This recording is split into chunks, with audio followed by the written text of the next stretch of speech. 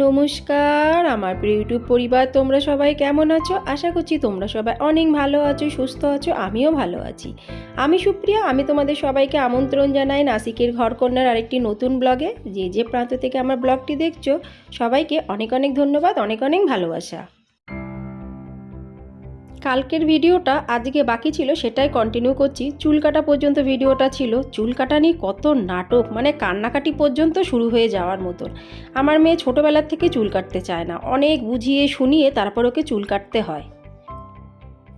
তোমাদের সঙ্গে খুব একটা সুন্দর জিনিস শেয়ার করতে চলেছি। এটা হলো, দেখো তোমরা নিজেরাই বলবে কমেন্টস এটা কি। আমি পেয়েছি একটা পুজোতে, আমার বান্ধবীর ঘরে পুজো ছিল, সেখানে এত সুন্দর জিনিসটা লাগলো যেটা তোমাদের সাথে শেয়ার না করে আমি পারলাম না। একটাতে হলুদ আর একটাতে সিঁদুর রাখার জন্য। ডিজাইনটাও কিন্তু অপূর্ব। এটা কিন্তু পিতলের না, দেখে কিন্তু পুরো পিতল মনে হচ্ছে, কিন্তু একদমই পিতলের না। সবথেকে বেশি ভালো লাগলো এর যে নকশাটা। তোমাদের কেমন লাগলো অবশ্যই কিন্তু আমাকে কমেন্টসে জানিও। আর এটা মহারাষ্ট্রে দিতেই হয়, মানে আমার যে বান্ধবীরা পুজো করে, কিছু কিছু পুজো আছে সেখানে গেলে কিছু না কিছু গিফট কিন্তু দিতে হয়। তো গিফট স্বরূপ এইটাই ও সবাইকে দিচ্ছিল, তার সাথে একটা করে কলা। তা ভাবলাম যে এটা তোমাদের দেখাই, অনেককে ভালো লাগবে নিশ্চয়ই। ভালো লাগলে কিন্তু অবশ্যই আমাকে জানিও। তারপরে ঝটপট চলে আসলাম আমি রান্নাঘরে, কেন কি রান্না এখনও, মানে আসল রান্না তো এখনও কিছুই শুরু করা হয়নি। তা মুগ ডালটা তো ভেজে নিয়েছিলাম আগে, আজকে একটু ভাজা মুগের ডাল করব, তার সাথে দুধটাও বসিয়ে দিয়েছি। ভাবলাম একটু দুধ চা খাবো। তোমাদেরকে তো আমার বলাই হয়নি, সরি ভুলে গেছি। অগ্রিম বছরের শুভেচ্ছা, হ্যাপি নিউ ইয়ার। কেননা আমাদের জীবনে যে দিনটি চলে যায়, যে সময়টা চলে যায়, তার মধ্যে অনেক স্বপ্ন, অনেক ভালো মন্দ, অনেক কিছুই কিন্তু থেকে যায়। কিন্তু সেইগুলো, যেগুলো ভালো জিনিস সেইগুলোকে আমরা নেব, যেগুলো মন্দ জিনিস সেইগুলোকে না নেওয়াই ভালো, না মনে করাই ভালো। এটা শুধু আমার ক্ষেত্রে নয়, আশা করি সবার জীবনেও উত্থান পতন কিন্তু লেগেই থাকে। তা যাই হোক, হ্যাপি নিউ ইয়ার সবার জন্য। সবার অগ্রিম বছর, অগ্রিম দিক অনেক ভালো থাকুক, অনেক সুখে কাটুক, আর অনেক অনেক এনজয় করো। এবার আমি ডালটাকে ফোড়ন দেবো আজকে অন্যরকমভাবে। আজকে না ডালে একটু পাঁচ ফোড়ন তেজপাতা দেবো। তোমাদের কালকে আমি বলেছিলাম আদা দেওয়ার ইচ্ছা ছিল, কিন্তু ফ্রিজটা খুলে দেখলাম আদাটা নেই, আদা শেষ হয়ে গেছে। পাশের ঘরের থেকে আনার আমার একদমই ইচ্ছা নেই আজকে, কি নিয়ে আসে একটুখানি আদা। ওই জন্য ভাবলাম বিনা আদাতে আজকে আমি ডাল ফোড়ন দেবো। একটু তেজপাতা, একটা শুকনো লঙ্কা আর পাঁচ ফোড়ন, এতেও কিন্তু মন্দ লাগে না।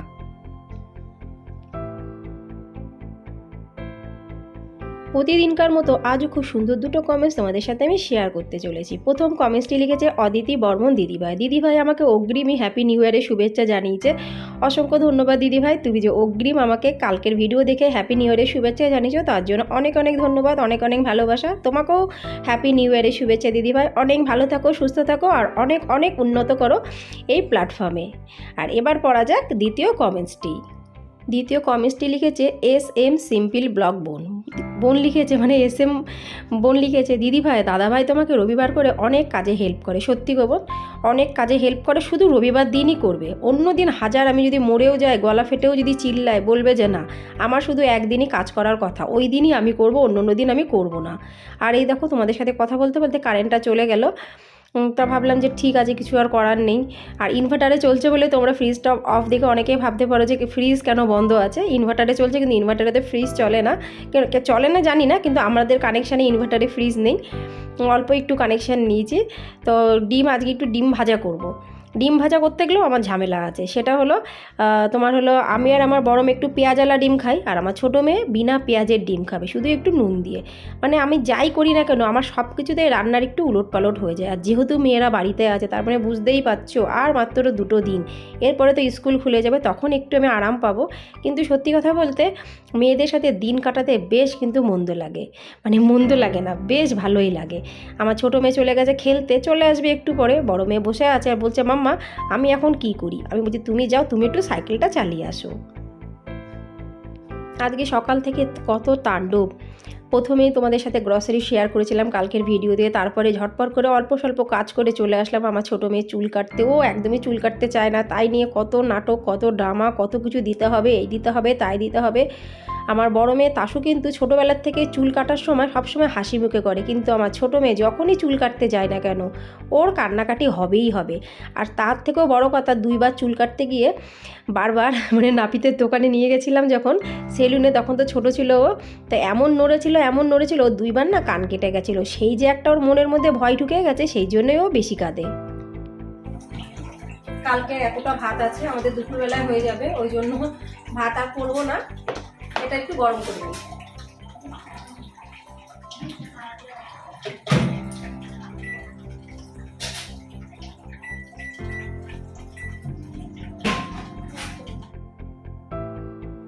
সত্যি কথা বলতে বন্ধুরা, মাঝে মাঝে না এই ছুটির সময় আমারও মনে হয় বাড়িতে চলে যাই, মায়ের কাছে চলে যাই।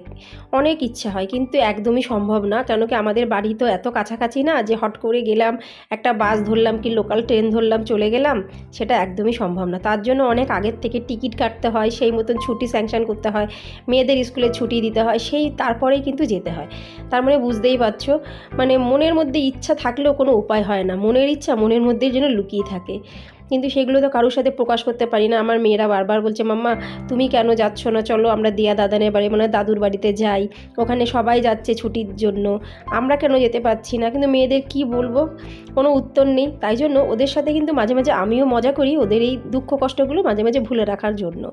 কিছু করার নেই বন্ধুরা, কেন কি যারা দূরে থাকে তাদেরকে অনেক কিছুই সহ্য করতে হয়, অনেক কিছুই ত্যাগ করতে হয়।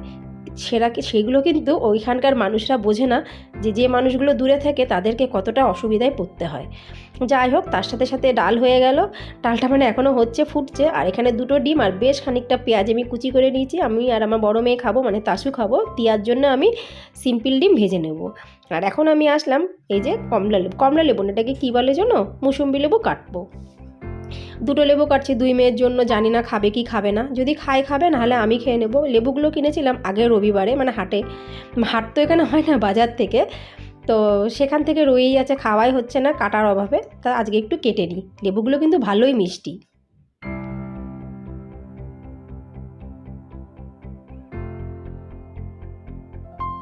টিয়া এসে আমাকে বলছে, মাম্মা লেবু কাটছো কাটো, আমি কিন্তু লেবু খাবো না। এখন 2টো লেবু অলরেডি কাটা হয়ে আছে। তাসুকে বললাম তুমি খাবে, বলছে হ্যাঁ মাম্মা আমি খাবো, বুনু খাবে না। তা কি করব, ওকে আমি একটা লেবু কেটে দিচ্ছি, আর একটা লেবু আমি রান্নাঘরে দাঁড়িয়ে দাঁড়িয়ে খেয়ে নেবো। চা আর খাবো না, ওর থেকে লেবুটাই খেয়ে নিই, ফেলবো তো না। খাওয়া ভালো। আমি যদিও ফল পছন্দ করি না একদমই, শুধু আম জাম কাঁঠালটুকুই পছন্দ করি, আর কোনো ফলই আমার ভালো লাগে না অতটা। কিন্তু যখন লেবুটা কাটা হয়ে গেল, টিয়া তো খাবে না, অন্য কোনো জায়গায় দাঁড়িয়ে খাওয়ার থেকে রান্নাঘরে রান্নাও হচ্ছে, আর রান্নাও হয়ে যাবে, আর তার সাথে সাথে আমার লেবুটা খাওয়াও হয়ে যাবে। একসাথে আমার 2 কাজ হয়ে যায়। রান্নাঘরে থাকাকালীন কিন্তু আমি চা খাওয়া, জল খাওয়া, কিছু খাওয়া দাওয়া সেরে নিই। কেন কি অন্য জায়গায় গিয়ে বসে আরাম করে খাওয়াটা আমার কপালে মনে হয় লেখে নিই।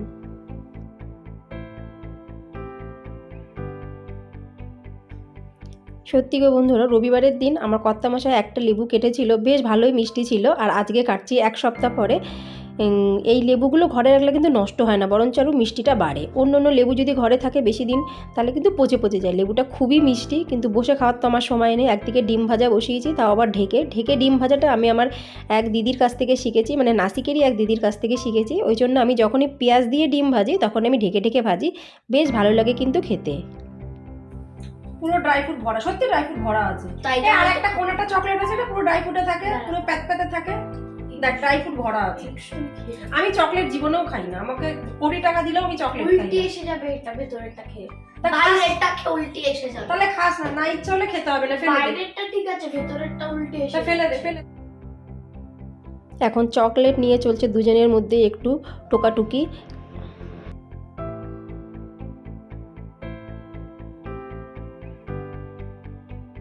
একটা চকলেট কর্তামশাই কালকে পেয়েছিল, কারুর বার্থডে ছিল, দিয়েছিল অফিসে, সেইটাই নিয়ে এসেছে। সেটা নিয়ে এখন হচ্ছে একটু ঝামেলা। সেই চকলেটটাকে আমি আর্ধেক আর্ধেক করে দিলাম।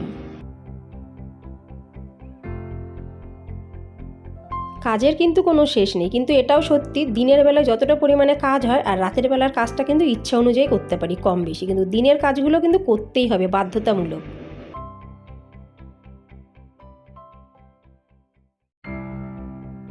অনেকে আমাকে বলে তুমি রান্নাঘর কী করে এত সুন্দর ঝাঁ চকচকে রাখো। তা আজকের ভিডিওটির মাধ্যমে তোমরা অনেকেই জানতে পারবে, যখন আমি বাসন মাজি তখন সেই কসবাইট দিয়েই বেসিন, গ্যাসের স্ল্যাব, গ্যাসের ওভেন, আশেপাশের জায়গা সমস্ত সব কিছু ঘষে নিই।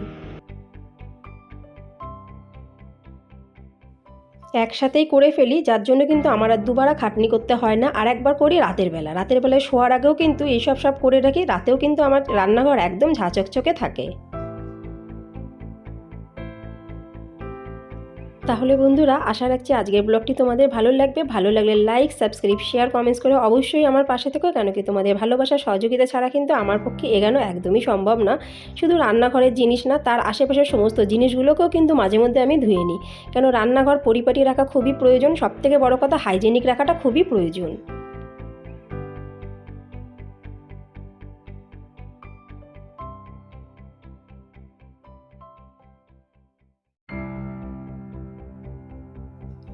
টিভিতে এখন গান চলছে, সেই দেখে দেখে আমার দুই মেয়ে কিন্তু নাচ করছে। কী গান চলছে মাথামুন্ডি কিন্তু আমি কিছুই বুঝতে পারছি না। দেখতেই পাচ্ছ, দেখো দুইজনে মিউজিকের সাথে সাথে ডান্স করছে। আজকে ভাবলাম এখানে 3টে ব্ল্যাঙ্কেট আছে, একটু রোদে দিই। রোদ তো চলে গেছে, কিছু করার নেই কাজ করতে করতে, কিন্তু একটু বাইরে হাওয়াতে দিই, তাও একটু লাভ আছে। কেন কি শীতকাল তো, মাঝে মধ্যে কিন্তু বালিশ বিছানা একটু হাওয়াতে দেওয়াটা খুবই দরকার।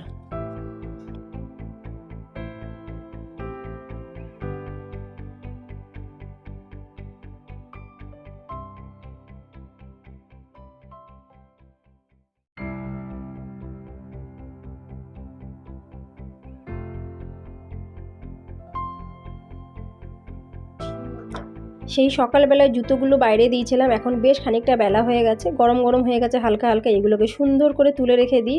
তোমাদের আগেই বলেছি আমার ছোটো মেয়েও করতো স্কেটিং, কিন্তু ওর হাত ভেঙে যাওয়ার পরের থেকে আর স্কেটিং ব্যাগটা খোলা হয়নি। আজ এত মাস পরে স্কেটিং ব্যাগটা খুলে অনেক কিছুই এর ভেতর থেকে পেলাম, সেইগুলো রেখে দিয়েছি মাজার জন্য। মাজাও হয়ে গেছে, আর ব্যাগটাও বেশ সুন্দর গরম গরম হয়ে গেছে। তার ভেতরে জুতো টুপিও সুন্দরভাবে পরিষ্কার পরিচ্ছন্ন হয়ে গেছে। এবার এগুলোকে জায়গায় আমি তুলে রাখবো।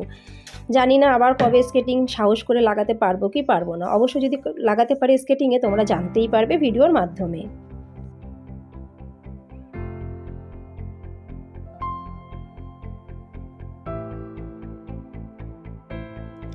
সময় কখন আসে কখন চলে যায় কিচ্ছু কিন্তু বোঝা যায় না। সময় কারুর জন্য দাঁড়ায় না, সত্যি কথা বলতে মানুষও কিন্তু কারুর জন্য দাঁড়ায় না।